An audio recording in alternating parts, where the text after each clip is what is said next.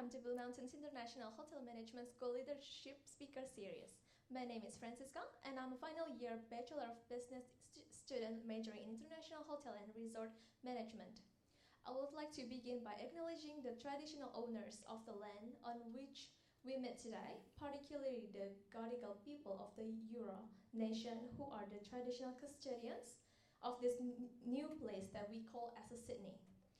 I would also like to pay my respect to elders past and present. Thank you.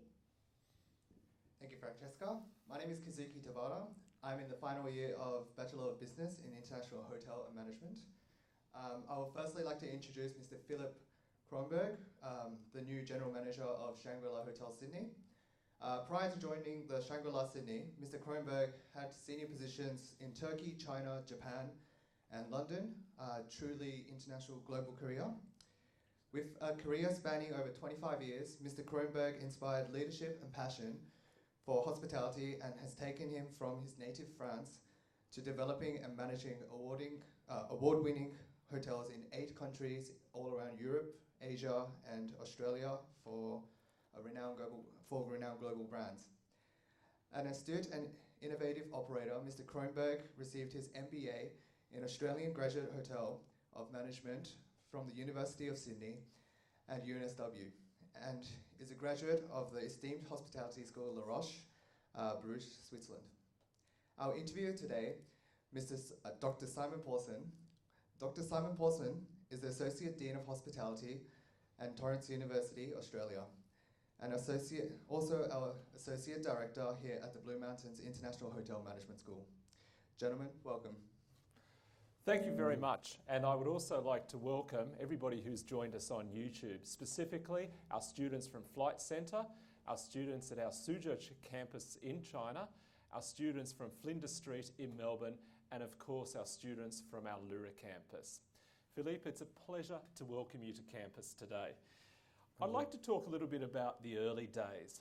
What was your passion, or where I should say, did your passion for the hospitality industry come from? Actually, as a passion, it started pretty late. And the reason for that is because I didn't want to be working in hotels until, well, I was 16, but it was not really a passion. It was more like a job to start with as a waiter and a bartender, as a summer job. And I wanted to be a fighter pilot first. I watched the movie Top Gun. Not sure if you have seen it. And I wanted to be Tom Cruise and flying airplanes. That didn't quite work out. And I stuck with hotels. And when I had my first job as a director, then that's where my true passion came out, which was when I was director of operations and dealing with people, but having a senior leadership and dealing with people on a daily basis, colleagues and guests. That was a real eye-opener for me. So it was a bit a later stage within my hotel career where the job became a passion. Tell us a little bit more about that very first job in hospitality. What was it? What did you do? Talk us through it. All right, so I was 16 and a half years old. And in France at the time, you can serve alcohol and tobacco at that age, or at least when I grew up in France. So it was great. I was very excited about that. And I got a job at the Sofitel Hotel in Cannes on the French Riviera. Now, I come from the north of France, which is pretty cold, near the mountains, near the border with Germany. And I took an overnight train and ended up there in the south of France. My aunt lived there, so I stayed with her. And then got a job there. And I was basically, bartender, so they taught me how to make cocktails, how to also serve guests, So I was also a waiter, and I was working 6-7 days a week to earn some money to my motorbike, so I could look more like Tom Cruise. Well, that's what I was hoping anyway at the time. I can see this Top Gun theme in the next 40 minutes. I was so excited. So at what point did you know that you really wanted to be a hotel GM? When I joined the hotel school. Okay. So what happened is that after doing my baccalaureate in France, which is the end of a high school in the French system, I had to learn English because I couldn't speak English. In France, you don't really speak English every day. So I went to England. I took the ferry and then went to live in a family in England and learn how to speak English somehow. I hope my English is okay now. Perfect. A bit better. And joined hotel school because that was one of the conditions for me to join the hotel school in Switzerland. So when I joined it, again, big eye-opener. I studied with many nationalities, so people from all around the world in that campus. there was people from, from Asia, from the islands, from the Emirates, from Europe, from the USA, and I made amazing friends. And I said, this is really the industry I want to be part of. I want to keep on traveling around the world, look at where all these people are coming from, and just having different experiences through my life. And that was when the eye opener was. Mm. How important do you feel family and friends were in supporting your growth within the industry itself? I think it was a big part of it. Again, I didn't really know what I was going to do until I was about 18 to 19. And having my family supporting me, and obviously I was quite lucky, financially, but also morally as well, to say, this is going to be okay for you. I had nobody in my family in the hotel business before me. And also friends. I met so many friends in high school and also in hotel school who said, this is something that we want to do, and there was an amazing support. I want to go back a little bit to those early days in a hotel. Can you talk us through some of the early positions that you actually held, and how hard were they? Right. So, like I mentioned, my first jobs, which are more summer jobs, were in the in food and beverage. So it was really tough because I was on my legs basically all day long, and we were working split shifts at the time. So I was doing early morning, then having a 3-4 hour break in the afternoon, then working again the evening shifts. I'm not used to be on my legs all day long because I was basically studying and not doing too much sports at the time in France. So that was pretty hard. And I remember when I was going home, I was putting my feet in in bassinets and then putting some chemicals in there to make me feel better. And because it was really hard, it was really painful actually. So physically, it was really, really hard. But on the other hand, engaging with people, talking to the staff there and guests every day was very, very rewarding for me. And I was there also during the Cannes Festival. You probably heard of that. It's once a year. There's the film festival, and I met some pretty cool people there when I was there. An example is Jean-Claude Van Damme. I don't know if you know this man.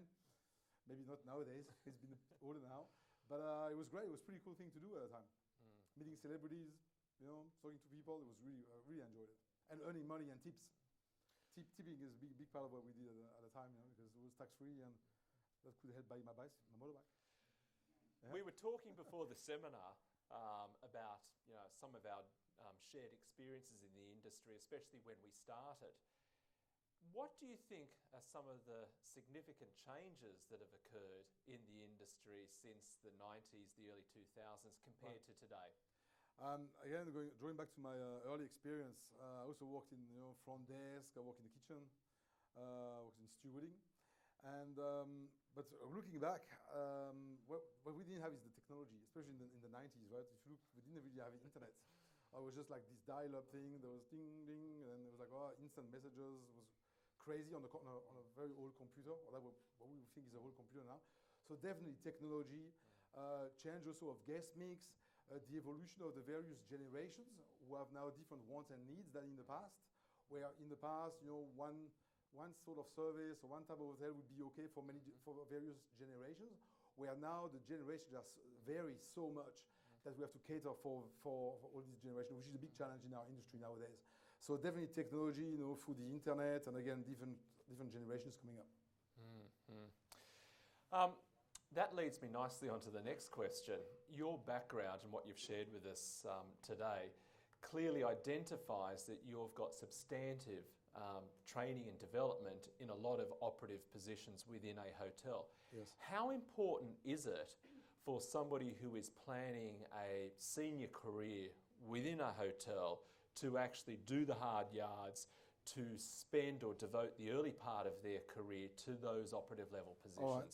So just to start with, I'd just like to emphasize the importance also of the academic requirement for hotel. If you want to be a good manager, it just makes it easier in the long run, in my opinion, to move around positions and to be a senior leader.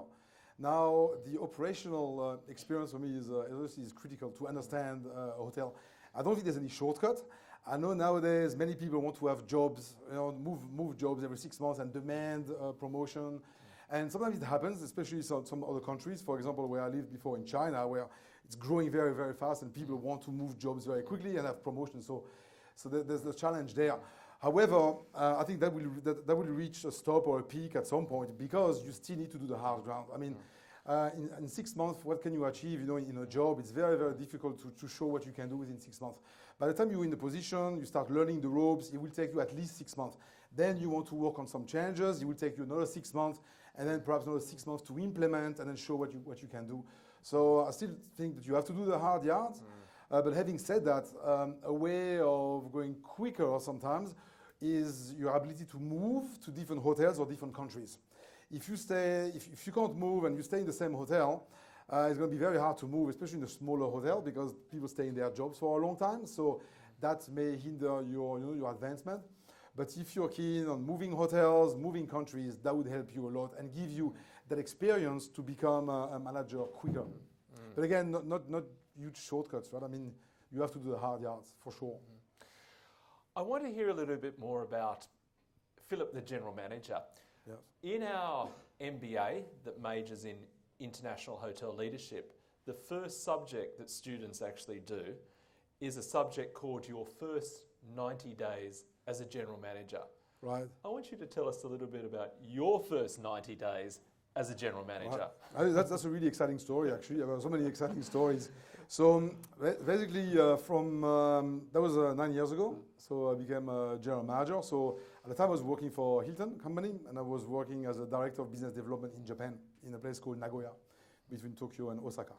And I wanted to be GM. I always wanted to be GM. And finally, a GM position came up. But it came up in China, and in an island called Sanya. It's in the south of China, near the Guangdong province in Hong Kong. And I was asked to open 2 hotels. So again, I hadn't been GM before. I had no pre-opening experience. And I was told, Philippe, you need to go to China and open a Conrad hotel and a DoubleTree hotel on this island. And coming from Japan, where everything works, basically with my background, mostly operation, finance, business development, but not general management, I had to go to China. So I arrived in China, and there was nobody there, so there was nobody to manage. So I was the general manager. I had no hotels because I had to build 2 hotels. And I had no team, so I had to find a team. So my first 90 days was finding people. So I had there was another hotel there from my group already present in Sanya. So they helped me with people. So I had to basically start with nothing and then build a team from finance, from business development, from HR, for all these positions to help me recruit people. And that's why it's so important, I guess, as a leader to also surround yourself with the right people who can help you. Because as a general manager, you can't do everything yourself. It's not possible. There's just not enough hours in the day and to do everything. So if you get the right people to surround you with the skills that you may or may not have, I can't even speak Chinese, right? So I arrived there and nobody speaks English. And that was your first trip to China? That was my first trip to China. So I flew to Shanghai. From Shanghai was okay. And then on to Sanya. And then that was really the Wild West at the time. So again, it was just like a hole in the ground. I was asked to build a hotel. So it was basically finding people with the support of the company. And a bit of money, because we had to pay those people and so on. And then the challenge was to build a pre-opening office in the city there, and then organize internet, aircon, you name it. So it's really starting a hotel job really from scratch, from creating a pre-opening office with a few people there, to then building hotels with the contractors and the local owners and so on. So it was very, very challenging. But again, surrounding yourself with the right people was really, really key. And again, there's a bit of hit and miss because, not speaking the language, you recruit this person, may not be working. So if you identify the person as not working, then you have to move on to the next one to make sure. You're also time bound. You're told that you have to build this hotel within a year. So it's pretty quick, especially in China. Things have to go very, very fast. I think as your first appointment, that's truly been thrown in at the deep end, isn't it? For sure. But on the other hand, it was a huge learning curve. And I loved it. I really, really embraced it. I really enjoyed the experience. It was just, it's priceless. That amount of learning you can get in so little time. So you're now the general manager of the Shangri-La Sydney, which is a stellar property and also a very large property. Yes. Tell us about a day in the life of Philippe, the general manager of the Shangri-La. Yeah. So again, every day is different. That's why I love this job so much, because you don't wake up in the morning and you see what you're doing as a job. It's not like a 9-to-5 job. It's really something that, so you wake up, like, I would wake up, maybe at 7 o'clock. And then I will eat in the hotel. So I have usually a coffee with the team, either in the Horizon Club, so on the 30th floor. And when I do that, actually, I speak to a lot of the guests as well. So I have my coffee there, go around the table, speak to our guests. understand, you know, what they like, what they don't like, and then I go also to our restaurant downstairs. So we have two F&B outlets that are running in the morning when I'm around. And I talk to as many guests and as many colleagues as possible. Then I sit somewhere and then I have a croissant or some eggs. Usually I like to eat egg white for protein. So I eat quite healthy, so I eat that. And look at my emails. I don't like to go into my office actually. You know, I've got a beautiful office overlooking the harbor, but I tend not to go there. You know, I spend much more time walking around the hotel or sitting down at the, you know, in the lobby or with guests and staff around to really have a feel for what's going on. Sometimes I have to sit down in my office because, you know, there's something I have to do in my office. But I tend to actually be really movable. So I've got my iPad and I move around the hotel a lot. Then we have got our morning meetings that usually starts at 9 o'clock. Sometimes earlier with the operation people at 8:30, depending on who's running that. And then at 9 o'clock, we have our executive committee meeting where we talk about the VIPs coming in for the day. We talk about the result of the previous day in terms of rooms, you know, occupancy, rooms revenue, how we're meeting our forecast, how we're meeting budget, what do we need to do to meet those targets on a daily basis. Also talking about, you know, there's just so many aspects of the hotel that we have to talk about, you know, the reservations in food and beverage, the compliancy for audits that we have to do on a daily basis. So there's a lot of work that's addressed early in the morning, and then the day starts with, you know, we try to keep kind of a structure for the day, but basically that structure falls into, you know, pieces as soon as everybody wakes up and everybody has a say in what's going on in the hotel. And again, because we are running such a busy hotel, we have 565 rooms, so it's a very big hotel. We are running at 93% occupancy all day, every day. And that means there's at least 1,000 guests coming in and out of the hotel every day, plus banquet guests, plus restaurant guests, and then all our staff. We've got about 550 full-time equivalent staff in our property, so we have a lot of people to, you know, to deal with on a daily basis. But I also have a very strong team to help me run that hotel. So how long is your day? So what time do you start in the morning? So what time do you actually get out of bed? Well, so I get out of bed about 7, and I'm lucky enough to live in the hotel. Lucky or unlucky. Lucky, unlucky. You know, it's lucky because I just use the fire stairs to commute to my office or to the restaurant. But then I'm just always in the hotel, right? So I try to keep a bit of a also private life with the hotel. So I'm there already, and then I start moving around the hotel about 7:50 to 9 o'clock, to 8 o'clock, sorry. And then I would finish at about 7 to 8 o'clock in the evening. But my day is not, again, always in the office, right? There's a lot of moving around, talking to industry leaders, talking to guests, talking to people in general. So for me, I don't see that, again, as a job. It's more like a lifestyle because I see it as my house. And I want my colleagues to be happy. I want my guests to be happy. And if they are not, I want to see why. What else we can do to, you know, to drive quality, to keep them there and make them happy at the end of the day. So I walk around a lot. Let's talk a little bit about regional change and disruption. In our region, Asia Pacific, over the last few years, there has been some significant changes that, of course, affects the way a hotel operates. Yes. What do you think are some of the significant changes that we're seeing at the moment, and how is that actually impacting hotel operations? And some of the changes come from a different generations that are coming up now with different wants and needs, whether it's for colleagues and guests. These are some of the challenges that we have to face. So we have to be adaptable to every kind of generation. So for example, we'll have the baby boomer still around, 60s, 70s, who are still happy with the grand lobby and the attention and speak to the concierge, speak to the doorman, speak to the receptionist for a very long time. And then we'll have the millennials who just wants to be connected. They're wearing, it's a bit of a cliche, but you know, they will be wearing the headsets with their iPad and then walking through the lobby, don't want to talk to anybody, just wants to be connected and then go to the room as soon as possible, be connected, do their things on Instagram, talk to their friends.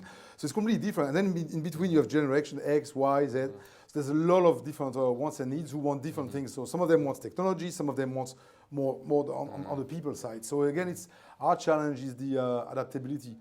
Technology is gone a very long way in terms of guests, for example, the way they can book now online, again through the internet. You know, they can use online travel agent, they can book direct. If they use online travel agent, the hotel has to obviously wear a very high commission.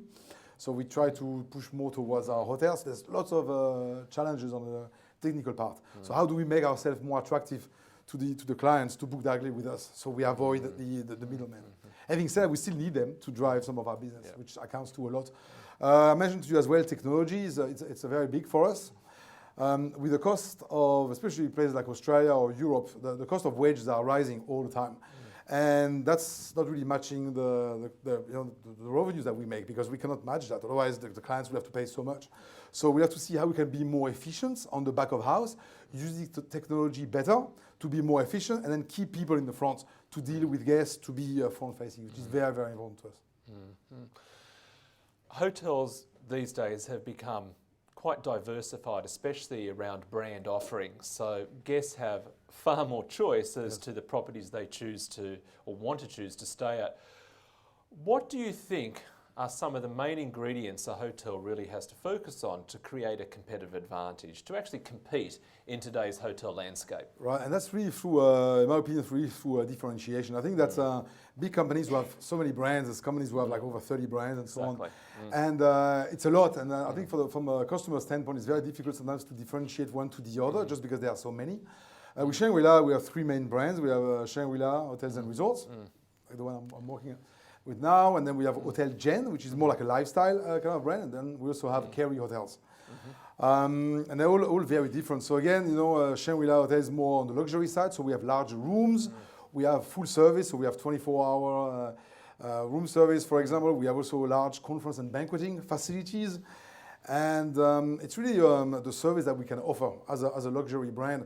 The other one, like Gen Hotel, for example, the rooms are a little bit smaller, and it's more focused on the younger travelers who are not so focused on banquet events or on this aspect of luxury. They're more into the lifestyle and into the adventure and the travel experiences. I'm glad you mentioned luxury. We actually have a PhD scholar at the moment who's investigating hotel luxury and some of the changes around the concept of luxury in the hotel sector. What do you think's happening in relation to the luxury brand in hotels? So I think that's the tricky part is also to what is luxury, what defines luxury. Is it an expensive car, an expensive watch, a beautiful lobby, beautiful room?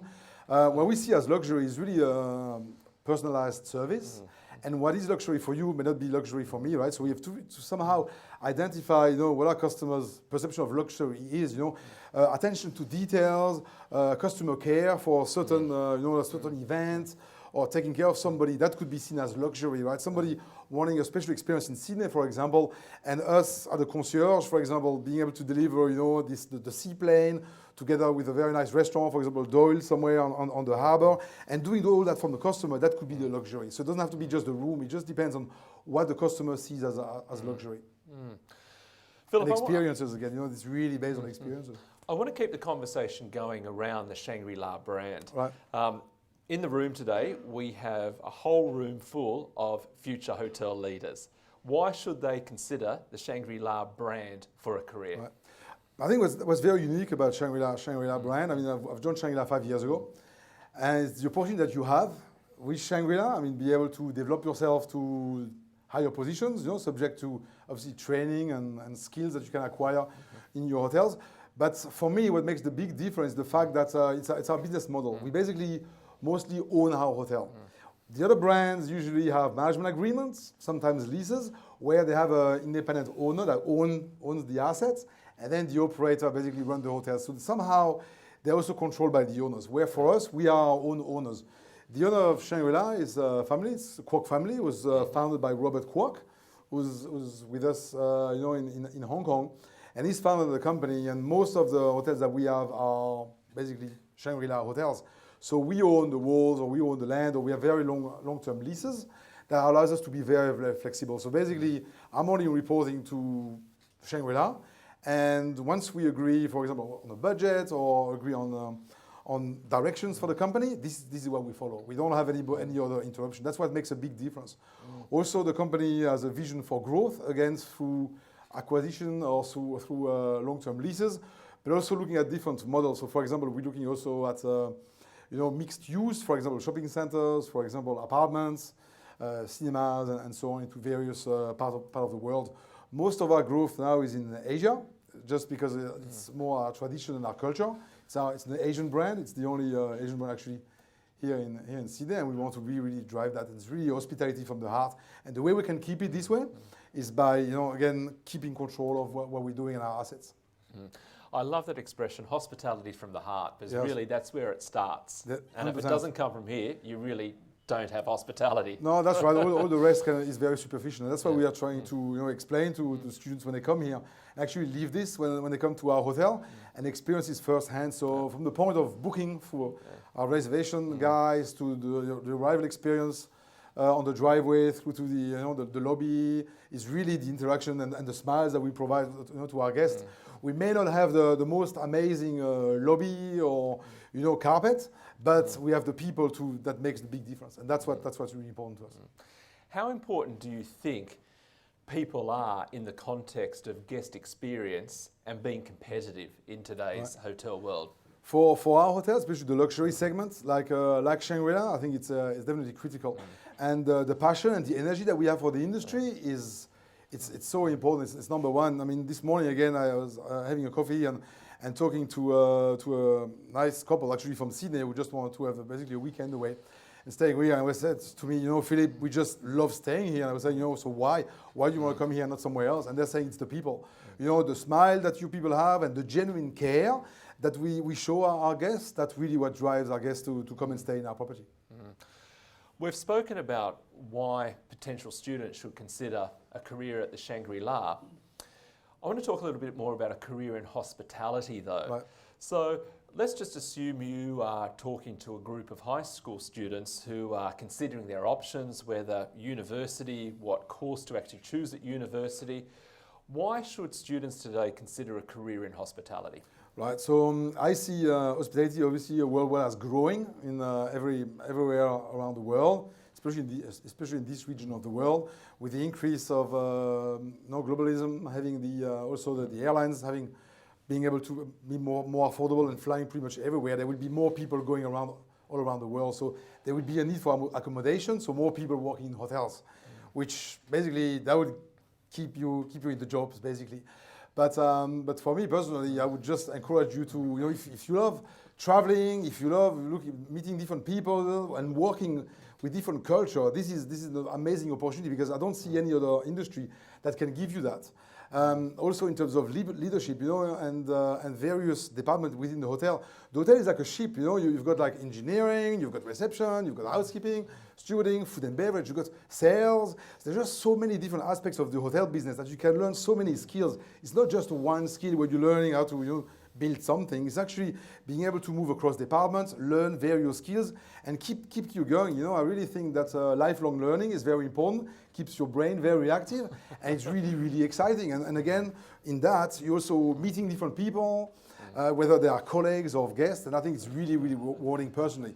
Again, if you like to travel, learn different skills, being in the job, because again, I see the industry as just basically growing, and there's just so many new hotels coming up.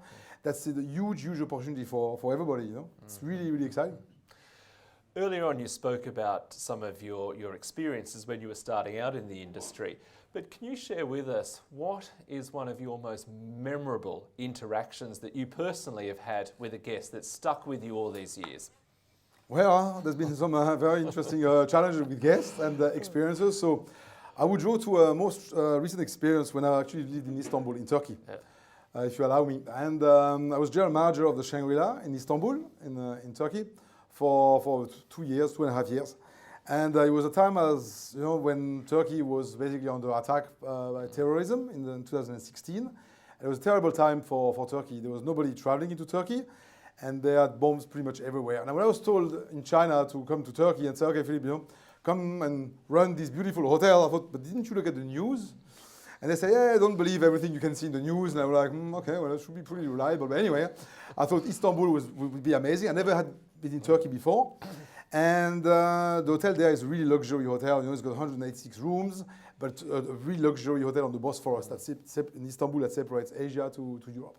So I took that job, and there was a lot of challenges with terror attacks. So we had to keep our people safe, our staff safe, our guests safe, and drive business at the same time because we had to keep the hotel going.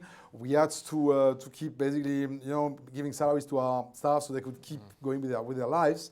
And then what happened is that one night on a Friday in 2016, in July, there was an attempted coup, a military coup from the army in the city. And I was outside smoking a shisha.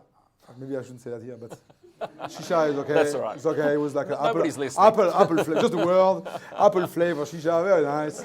And my phone started ringing, and I was told, you need to come back to the hotel, boss. You know, the army is taking over the country, and people are getting shot. So I was there with my partner at the time, and we found the car, and I just arrived in Istanbul, so I didn't know where to go, and I was asking, okay, well, help me, where do we go with the GPS? And the army was, stopping the signals for the GPS, so we couldn't find our way back. Anyway, I was driving around the city, and then basically ended up in a big traffic jam where there was tanks, cars, and I had to somehow find my way back to the hotel. So I contacted security, and two amazing guys from security ran all the way 4Ks up to find me. And my partner, and then basically we started running down a place called Barbaro Street all the way down to where the hotel is, and there was people, getting shot around us, which was not nice, and obviously, and we were running down, and then we arrived in front of the hotel, and because the hotel was next to the Prime Minister's office, there was a standoff between the tanks from the army and the police that put basically caterpillar and bulldozer facing each other, and we were basically standing there saying, this is like in a movie, It's crazy, and it's just, it's not scary, but just feel, okay, what do we do? So anyway, ran back to the hotel, and then organize a crisis management with whoever was there, because at the time all my managers it was the weekend, so some of them were on leave, some of them were on holidays, and I had basically supervisors and duty managers there to help me conducting a crisis management. So we had to do that. We prepared a ballroom that was underground with water and to keep our guests away from the windows.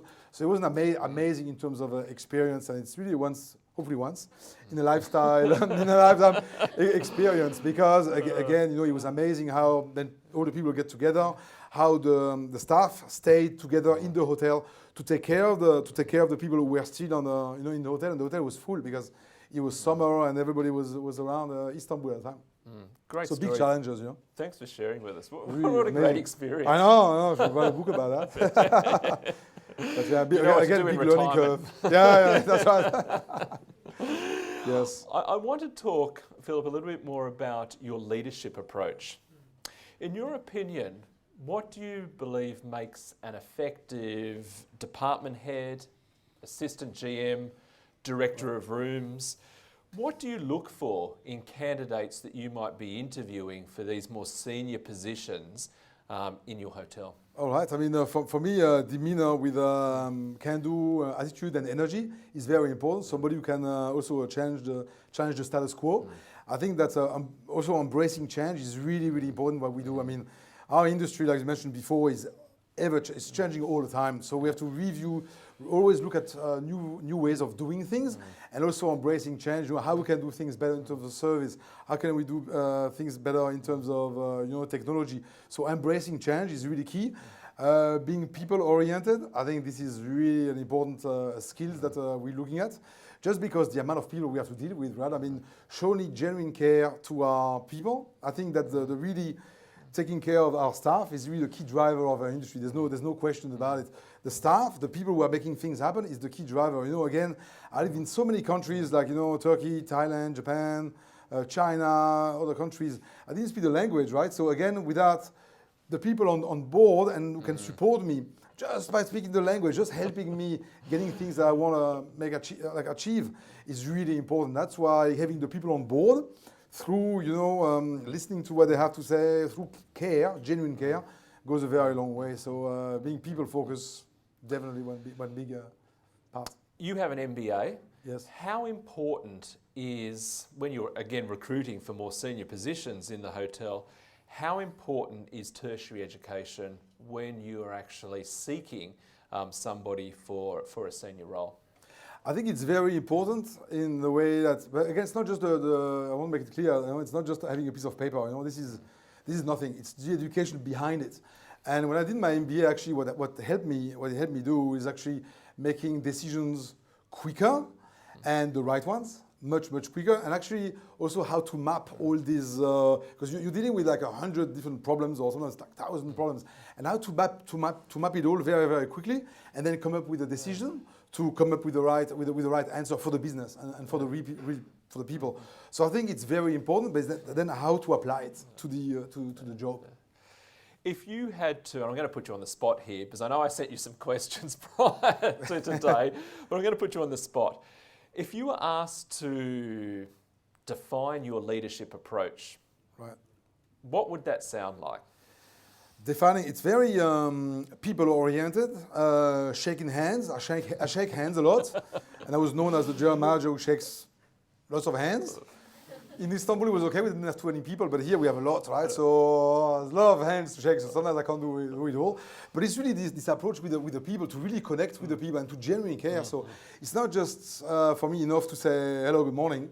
It's actually good morning and then ask about people's day and then to show really that you care by just asking, how was your day? And then just really drill down a bit more, to really show that you actually care about the answer. And it's not just something that you do to have a tick in the box, oh, I'm a great leader, I say hello to everybody. I don't think that's enough. I think to drill down, even, just asking, how is your family, trying to learn more about the people you're dealing with, whether it's guests or staff, goes also a very long way. And I think that's the kind of person I am, also very approachable. I let everybody speak to me, I speak to some of your students here, during their orientation with us, on how important it is to connect with people, to spend time with people, and also to really spend time listening. Again, if you're talking a lot, and actually I love to talk, but if you talk a lot, if you don't listen, then you can't learn anything, right? So it's really asking the question, listening to the answer, and then drilling on that, to go a bit deeper, to really show genuine care. Otherwise, it's too superficial. And again, we are a people business. An important trait of leadership is being strategic. Yes. Is about identifying a vision, is about taking everybody on that journey. Where do you see the hotel industry moving to, say, in the next 5 or 10 years? What are some of the key innovations that you see that we very much need to be aware of, that you yourself might implement within your hotel or even more generally? Right. I mean, it's good that you mentioned that, because we're looking at actually doing a refurbishment for our hotel in the next couple of years, and we're talking to architect, designers, and we have to come up with a brief on where we see our hotel, in the next 5 to 10 years, which probably will be very different than now. So there's various parts. I mean, we see a lot of changes in architecture and design. We need to embrace sustainability as well, so we need to have more greens. If you go to Singapore, some of the hotels there, they've got green everywhere, even on the facade, and it looks really amazing. It's not just because it looks great, but also we want to embrace that sustainability, to go also to use technology, to go paperless. Another example, when I arrived here, there was lots of paper in various departments, so I started using, I got my team to start using the cloud more and using, mobile devices like, your phones, your iPads, your mobile devices, to use the cloud to actually store the data there instead of printing everything, and to save paper and to be much more efficient. So there's definitely changes in architecture and design through sustainability, look and feel of hotels, what guests want, also what our colleagues want. I went recently, just again to really understand from other industry what other people are doing. I went to Barangaroo, so I spent some time with the guys from Price Waterhouse, from Westpac, from EY, so Ernst & Young, to see what they were doing in their back of house to make things more efficient. And because now their people are traveling a lot, they've got hot desk. And in the hotels in general, people don't have really hot desk. They've got their office, and it's beautiful, and it's their little area where they're part of the world. Where I think that the way to move forward is hot desking, so people can work in various desks. Whenever they come in the morning, they plug in their mobile device and work like that. So you can save space, so you don't have to spend too much time on spending money on offices, but actually spend more of those funds on people or on guest rooms, for example. So efficiency of front of house and back of house is very important. Another part of the hotel industry moving forward would also be the wellness aspects. It's the gym, but not the traditional gyms. Some hotel gyms are pretty sad. You got like a ball, and then you got a treadmill, and nobody goes there. But it's just a tick in the box that we have, thing, which is not our gyms, by the way. But it's this wellness, and actually how we have the wellness concept with the gym concept, with the spa concept. With our hotels, for example, we have Chi, the spa, and how we linked all this together through that wellness. Also, kids' activities. We've got many now families and kids are also a new segment that we are targeting. We've got an amazing hotel I went to recently in Singapore, the Shangri-La Singapore, that has a whole floor for families. So they've got like themed room, like a safari room or a space room, and guests love it. And they also have then a kids center on the ground floor where they can learn new skills. And then we see then these kids as being also our next guests in the future. So we see the full loop, right? It's not just one aspect. It's really catering from everybody. That's almost like a little bit of cradle to grave marketing there. Yeah. So, Yes, if you want, that's right, that's right. Philippe, in front of you today, you see our future leaders of the global hotel sector. Yes. As a respected hotelier yourself, what 3 pieces of advice could you offer them about their leadership development journey? Right, so I would say really to keep your energy and passion. I mean, I really believe that to be in this industry, you need to be really showing some really genuine interest in that industry. And again, having that passion and genuine passion for the industry is really, really key. I mean, believing also in your values, it's very important. You all have different values, right? I mean, my values might be very different than your values, but believing in that will also go a very long way. I mean, you can learn a lot from different people, but then drawing on these experiences and what other people do and then bring it back to those values goes a very long way. Also, surrounding yourself with people who can help you deliver on what you want to achieve also is very, very important. Again, in the past, I've done, I was in F&B, in rooms, in finance, in sales. So I was very lucky to be able to do various positions, but not everybody can do that, and that's okay. But if you got the skills to actually attract talents and retain them and then develop them, that will also go very long. They also enrich your life as well to see how other people can grow. So surrounding yourself with the right people, showing genuine care, energy, and passion would go a very long way in your career. Thanks, Philippe. Now, I think I've asked you enough questions, but I really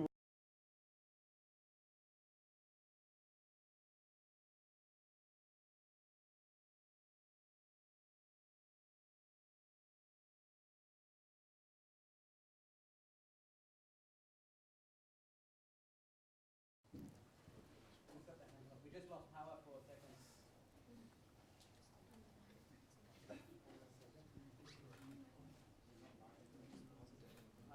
We had a power surge.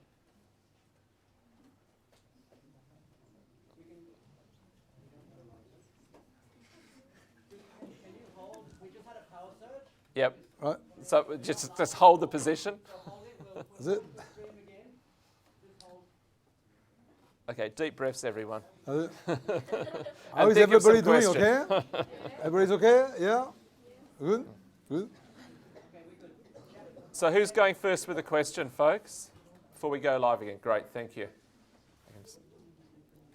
Richard, can you count us down, please? Okay, our first question, please. I wanted to ask, how important is it in seeking opportunities overseas in developing your career? Personally, because it's a passion I've got a passion to travel, I think it's very, very important. I understand that not everybody's passion is to travel or to live abroad extensively because of family issues, personal issues. So I understand that.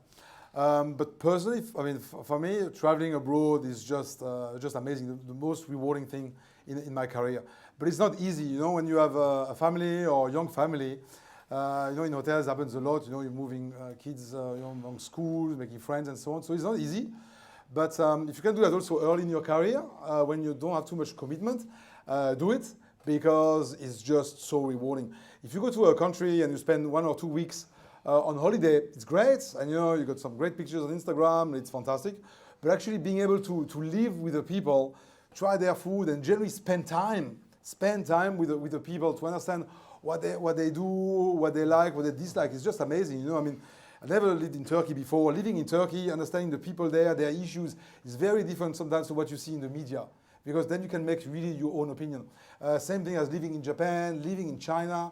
What people tell you in the media is one part of the story, in my opinion, but being able to live there and to really understand what the people feel, do, like, dislike, it's so important. At the end of the day, I think they all want the same things in life, and I think that's really a big thing to say, but everybody has a family, they want people to be happy. So that's really the most important part, in my opinion. But then speaking to them and understanding what makes them go in their lives goes a long way, and that's what traveling for me is really critical. And being able to get that experience in different hotels around the world, that will also help you move faster in your career. Just because you can draw from so many experiences doesn't mean you have to be in a job just for 6 months, right? Again, you need to spend time in that position for a while to really understand and make a difference, and then get that experience and then take it somewhere else to make a difference somewhere else. Thank you. I have a question that's come in from another one of our campuses. I'm just looking at how I can reword this question. It's quite relevant. one of our students has asked, and they say that as part of their undergraduate experience, they're required to wear a uniform for 2 years, and the lecturers are really strict in wearing uniforms. With a lot of industries going semi-casual, semi-formal in relation to their approach to grooming and standards in industry, how important is personal presentation in today's hospitality world? I think, again, it depends how we define uniform and standards and brand standards. Some brands might be much more casual, where they don't wear, it's more like lifestyle brands, for example. They may not have a tie or a pochette and so on, and that's okay because that's the style of their brand. But if I see uniform more as being the way your appearance, the way you look, clean shaved, I think that's quite important. The way you appear, because people also have some expectation when they go and spend money in your hotel. They want something different than what they have at home.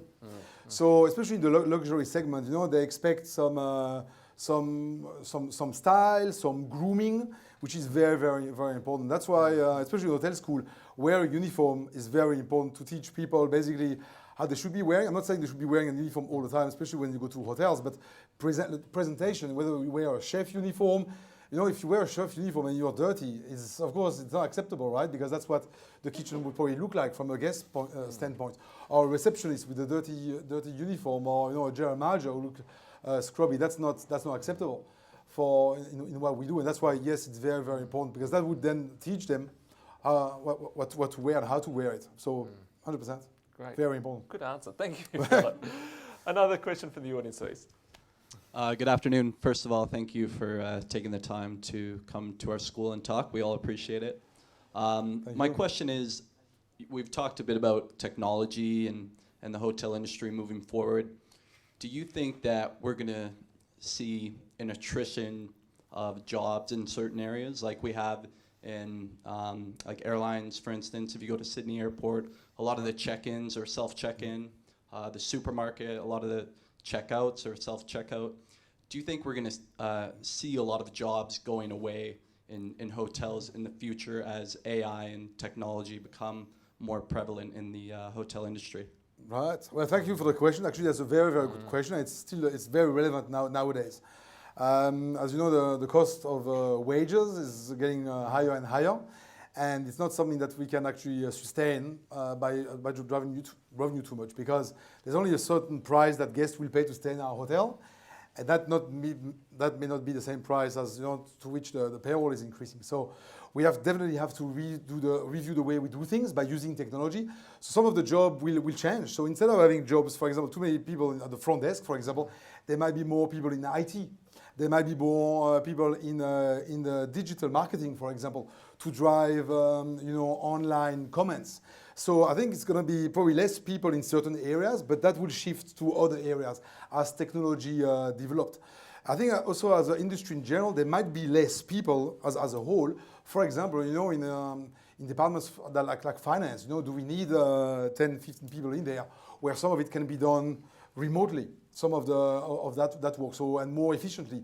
And then in that case, we have less people there, but then we'll have more people in the front to take more care of guests, for example.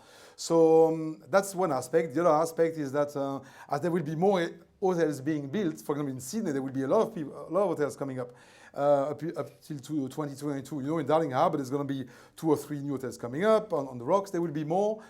Our hotel will have some refurbishment, and the city as well. So there will be more people, maybe less people within the hotels, but because we have so many more properties, there will be many more jobs, for sure. But there's no doubt that technology will shift the way we do things, 100%. Another question, please. Dr. Paulson, we have some questions from our live audience that are watching right now that's come through. If I could read it. Please do. So this is from Amanda Pope, who's watching us live at the moment, and has asked, Mr. Kronberg mentioned that the Shangri-La is mindful of efficiencies to control overhead costs. How does he do this? Again, it's through technology and doing things more so paperless, for example. So using the technology of the cloud, for example, as I mentioned, using a system. So for example, we're also using now. When you check in, we're using similar to iPad to check in. So we're using basically less labor and more technology to check in our guests. There's many ways we look at it. Again, we're using systems better. We're using new technology, for example, for cooling towers. So there's a lot of emphasis on the engineering part as well to do things more efficiently and less labor intensive. We have challenges to recruit. There's no doubt about it in our industry. As you know, I've just been appointed recently as a member of the board for TAA, Tourism Accommodation Australia.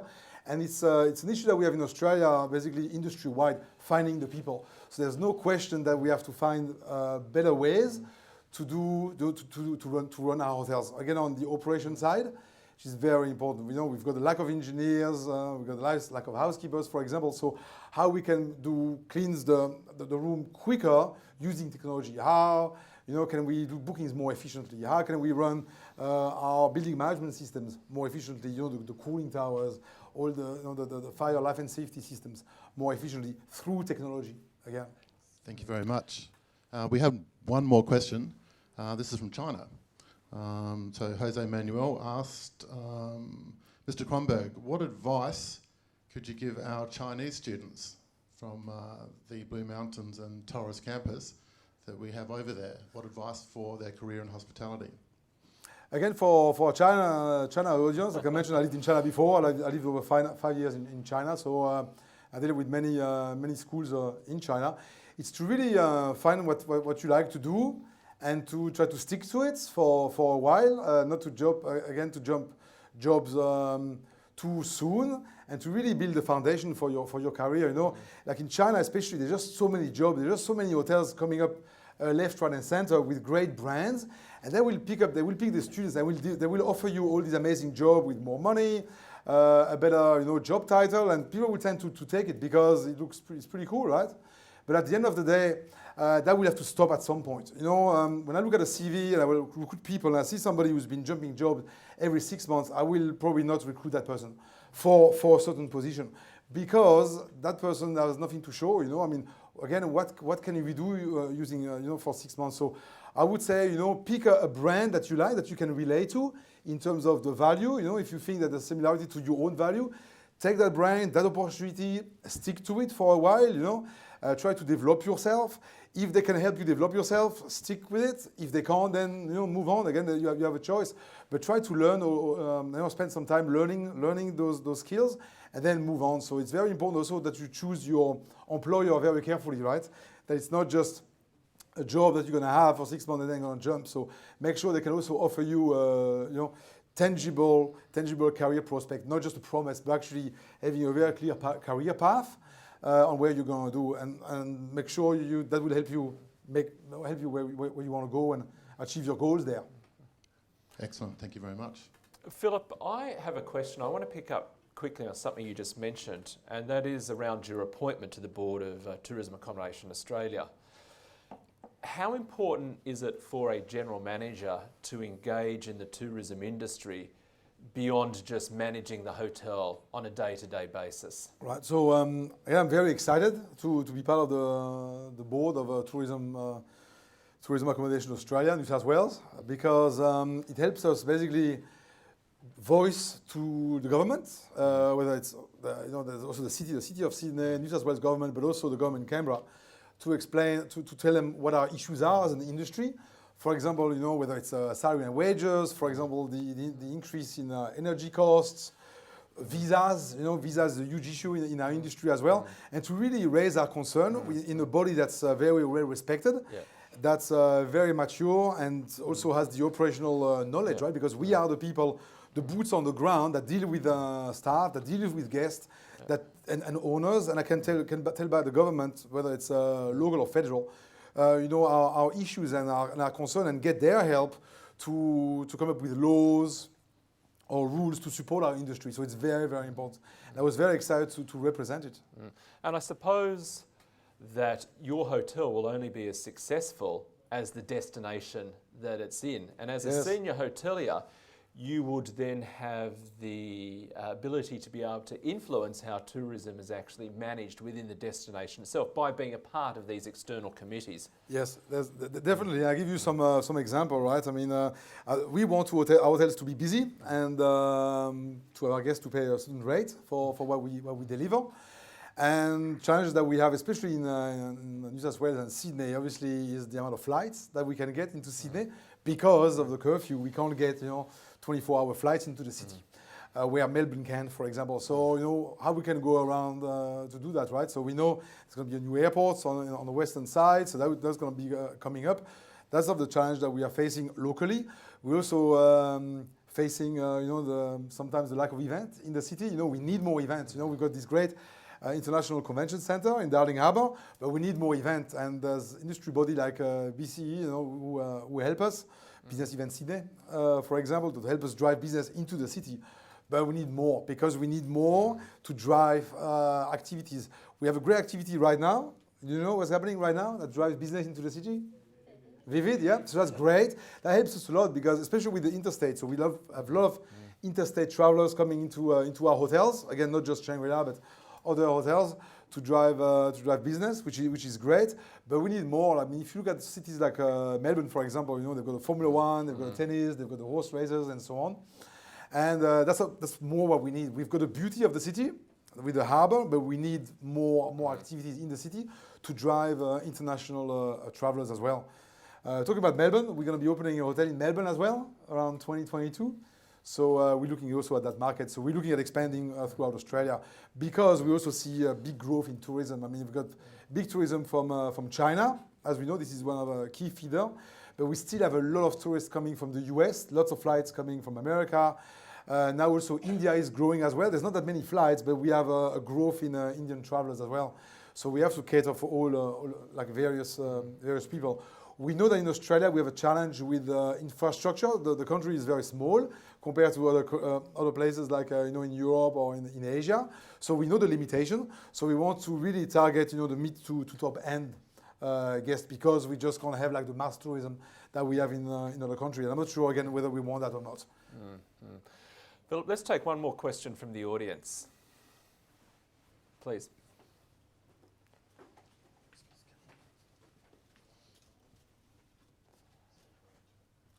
Good afternoon, Mr. Kronberg. Hello.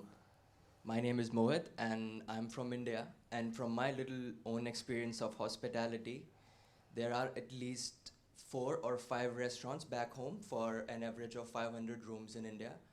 And from my personal experience in Sydney, I've seen that there's one main flagship restaurant, which is Altitude in Shangri-La. So is it a challenge to have just one main flagship restaurant for a 565 room property?